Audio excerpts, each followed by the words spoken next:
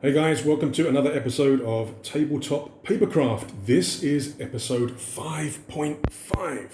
Yep, episode 5.5. Before we begin, please take a moment to like and subscribe.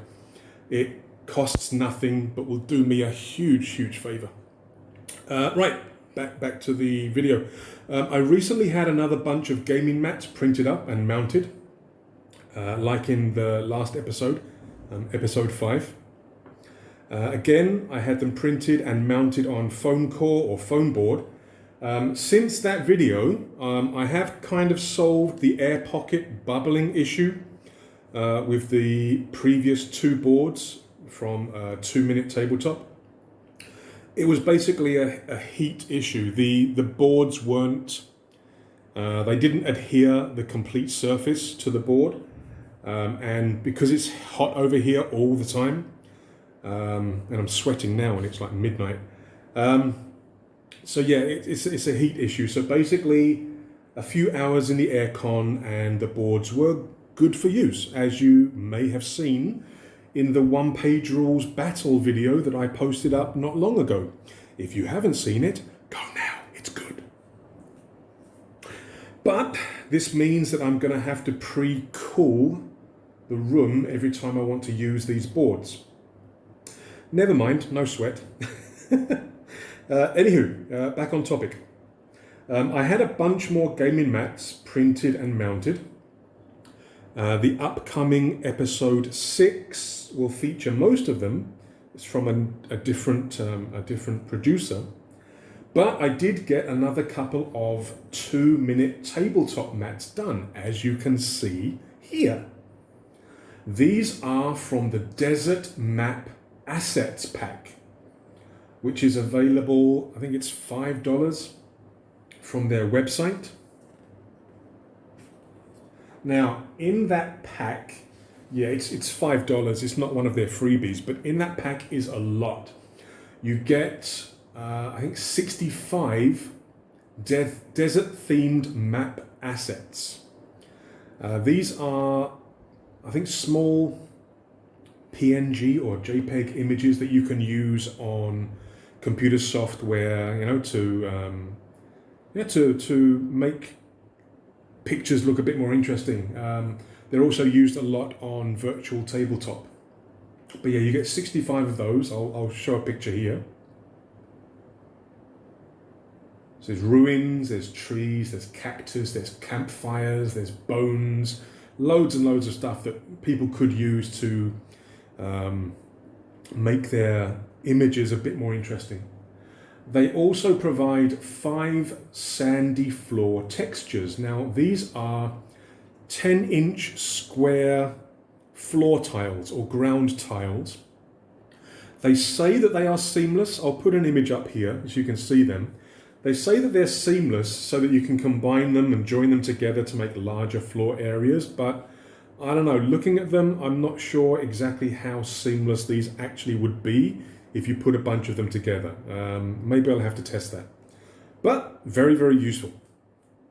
And the third thing that we get in this asset pack are 4 battle mats, 2 of which you can see here. And I'll put up an image showing all 4. They are all different sizes. You have a 43 by 33 inch. You have a 30 square, you have a 30 by 20, and you have a 30 by 16. I had 2 of these battle mats printed up, as you can see. Now, you do get a lot for the $5, though I'm not sure how much I will actually use, since a lot of the content, I mean, I'm talking more in terms of the map assets, is more for RPGs or virtual tabletop applications, but we'll see. I mean, I paid for them. We'll see how creative I can get and see if I can get the best use out of the pack contents. So, as you can see, I got 2 of the desert mats printed and mounted. One is 30 by 20, which is the mat on top, as you can see here, the smaller one. And the other is 30 by 30. Now, these mats caught my attention as I was browsing the website. I mentioned on episode 5 I was going to be going back to the website to put some money their way, and I saw a bunch of other things that I wanted to get.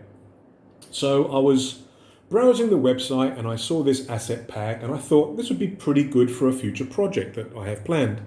Also, as possible alternative boards for the one-page rules mummified undead army that I used in the battle video. I think I linked that earlier. Let's take a look at them one at a time. All right, first up, this is the Desert Dunes battle mat, which is the 30 inch by 20 inch. It is a really nice generic desert board. Again, I love the art style. It's very eye-catching and the colors really stand out. Though, as again I mentioned in episode 5, this art style may not be for everybody. But now it's printed, it really does look gorgeous. However, there are a couple of things that I want to address. And again, these are my personal opinions as a wargamer rather than a role player. First of all, the dune edge that runs through the center of the mat here, it looks really good on this battle mat, but it's a bit of a problem when I try to put this board up against the other board. They don't match up. So I don't know if I can actually use the two boards together to make a larger board, which is a bit of an issue. Damn it. Another possible problem, and again, I'll show some images after this with the miniatures that I'm kind of thinking in terms of scale. The bones and the skeleton here, they look big. They look really big. I'm not sure what scale or what creature that is. That could maybe be an ogre or a giant maybe, but like I say, I'll put some images up after this showing, because I was thinking of using 172 or 15mm figures on these boards, but this skeleton may be a bit it may be huge compared to the figures. We'll have a look and see. I'll put some pictures up when we compare. So I love the art. I love the way that this board looks. But like I say, I'd have liked it. Maybe I should have looked a bit closer when I was choosing which ones to print. But yeah, I don't think I can put this with any other boards. I don't think I can actually combine this with other boards. So this would have to be a standalone, I think. So this is the Desert Dunes map. Very, very nice. And again, it's one of 4 that comes in the assets pack.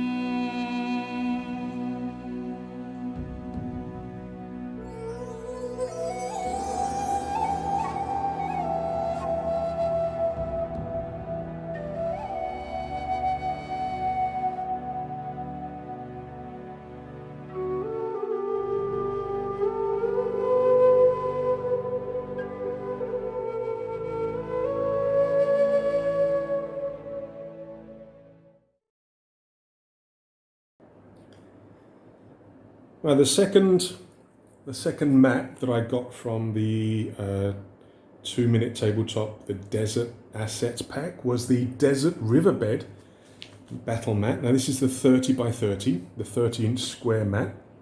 Again, really gorgeous. Colors again really pop, really stands out.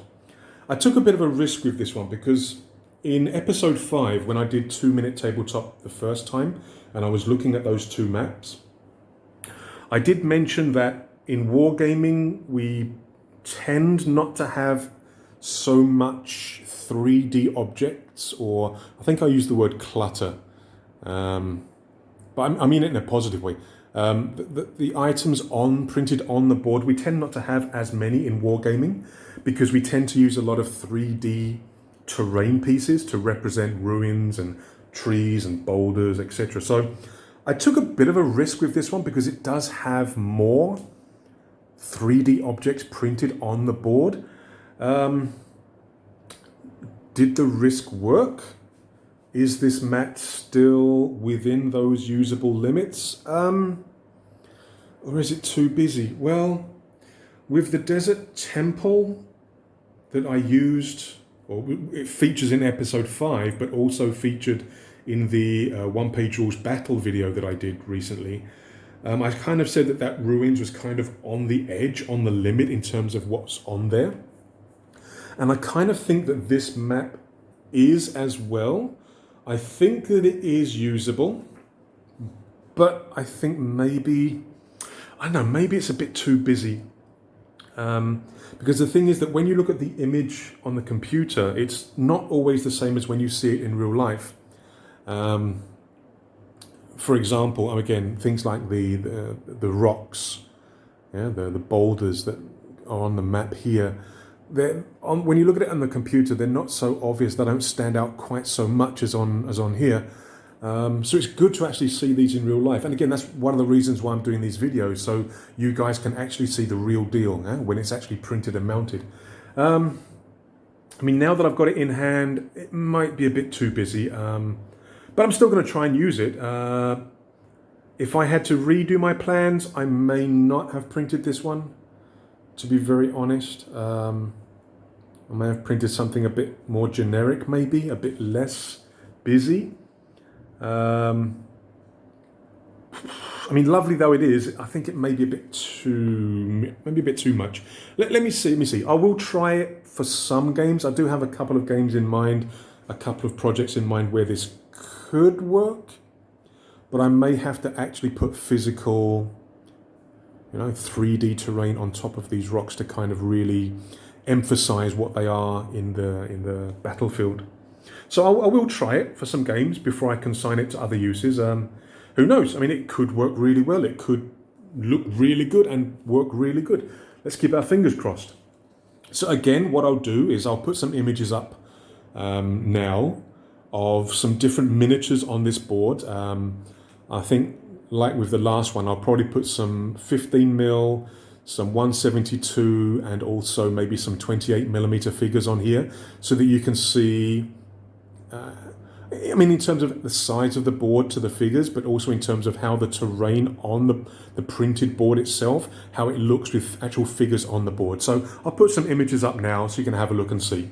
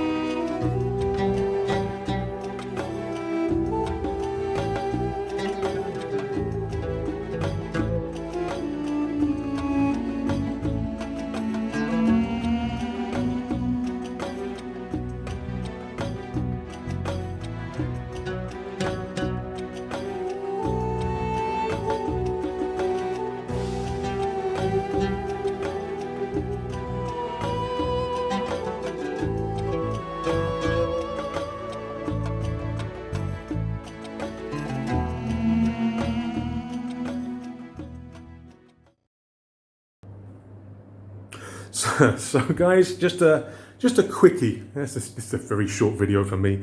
So just a short video to expand on episode number 5, Tabletop Papercraft, just to show a few more of the products that you can get from their website and from Ross. I got a nice comment from Ross on the last video, so hopefully he likes this one as well. So again, I want to kind of expose some of these producers and products that maybe some people don't know about. That's the whole point of this Tabletop Papercraft. It's not to prove that papercraft is the best material for doing terrain and vehicles and whatever for games. It's not that, because we know that resin terrain and cast terrain and even MDF terrain can be better than papercraft. We know this, but Papercraft is an option. It gives us variety. It gives us a cheap option to use. And we want to kind of expose smaller producers, things that are out there that a lot of players, a lot of the gaming community just don't see because they are so tunnel vision on the big companies. Yeah, that's why I'm doing this series. So links are in the description below. Support companies like 2 Minute Tabletop. You know, let's give them our feedback. Let's give them our support. And let's raise awareness of these smaller producers because they do some quality work. All right, guys, thanks a lot for watching. Don't forget to like and subscribe. I really need your help with that. Episode 6 is coming soon. I'm in the process of editing that as we speak. And it will have the other boards that I got printed with these two here. So please take care of yourselves and please, please, please stay safe. Thank you very much. Goodbye.